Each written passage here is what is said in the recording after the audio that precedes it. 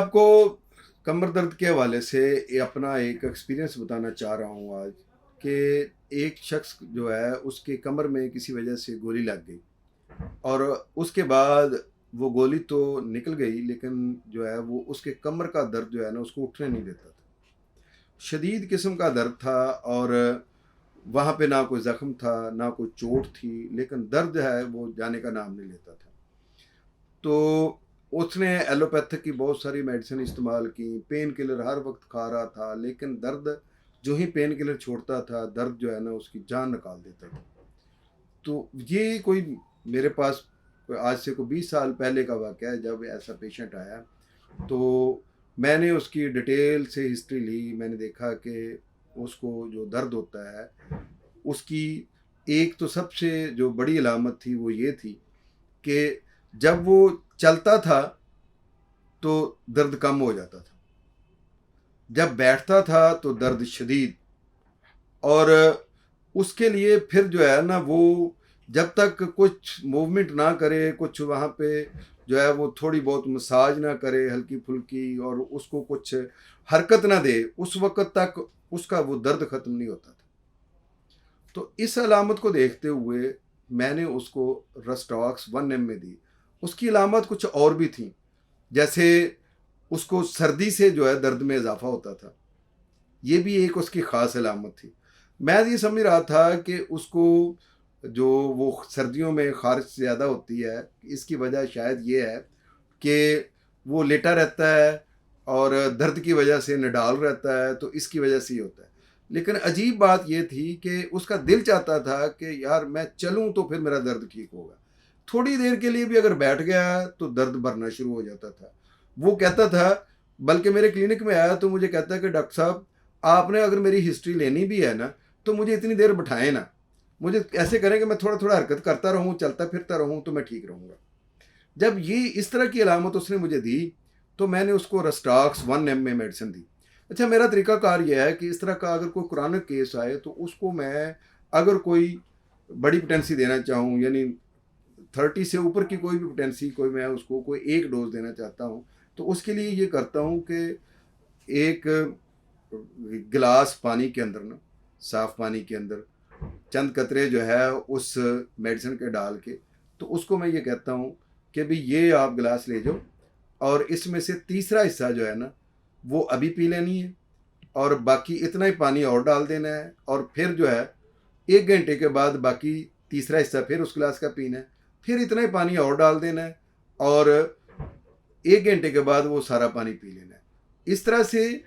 मेरा अपना एक ये तरीकाकार है कि इससे वो पोटेंसी थोड़ी थोड़ी रेज भी हो जाती है। और जैसे एक बंदा किसी दीवार को गिराने के लिए उसको धक्का लगाता है कि भाई एक धक्का लगाया उससे उसमें वाइब्रेशन हुई, फिर दूसरा लगाया, फिर तीसरा लगाया और तीसरी में वो गिर गई। होता यह है कि पहला धक्का ज़रा थोड़ा कम लगता है, फिर उसके बाद दूसरा ज़रा उससे तेज़ लगता है और तीसरा उससे ज़रा और तेज़ लग जाता है। अगर आपको मेडिसिन पर पूरा यकीन है कि ये ही मेडिसिन उस बंदे की जो बीमारी है उससे मुमासलत रखती है, तो फिर आप अगर इस तरीके से मेडिसिन देते हैं तो इस तरीके से ये होता है कि वो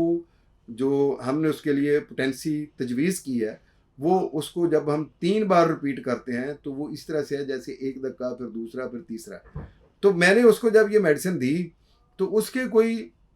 15 दिन बाद जो है वो मेरी उससे दोबारा मुलाकात हुई। मैंने उससे पूछा कि कमर के दर्द की क्या कैफियत है, तो उसने बताया कि डॉक्टर साहब दर्द तो ऐसे ख़त्म हुआ है कि जैसे मुझे कोई शदीद किस्म की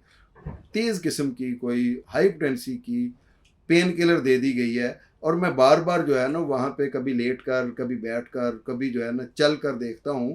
कि कहीं वो दवाई का असर ख़त्म तो नहीं हो गया और जिससे दोबारा दर्द तो नहीं शुरू हो जाएगा, और ऐसे लगता है कि जैसे यहाँ कभी ज़िंदगी में दर्द मौजूद ही नहीं था।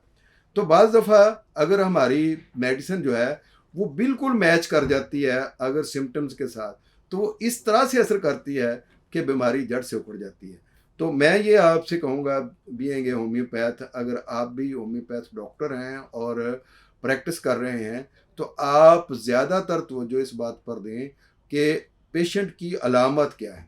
बाज़ दफ़ा बीमारी जो है वो कोई भी हो, लेकिन अलामात उस दवाई के साथ अगर मैच कर रही हैं तो आप बीमारी का कोई भी नाम दे दें, उसको टाइफाइड कह दें, उसको मलेरिया कह दें, उसको कुछ भी कह लें, लेकिन जब अलामत पूरी बिल्कुल उसके साथ मैच कर रही हैं तो बीमारी को बीमारी का नाम दिए बगैर भी आप ठीक कर सकते हैं। देखें, जब सिम्टम सारे ठीक हो जाते हैं तो इंसान तंदुरुस्त हो जाता है। तो तंदुरुस्त होने के लिए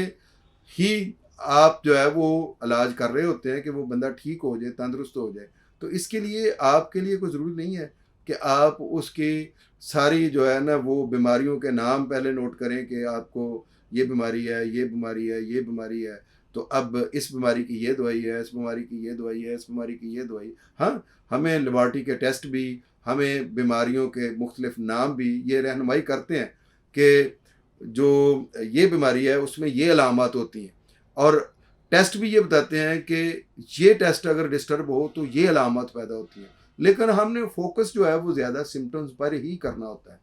जितना हम फोकस सिम्टम्स पर करेंगे उतनी जल्दी हमारा पेशेंट ठीक हो जाएगा, क्योंकि जब सिम्टम्स मैच करते हैं मेडिसिन के साथ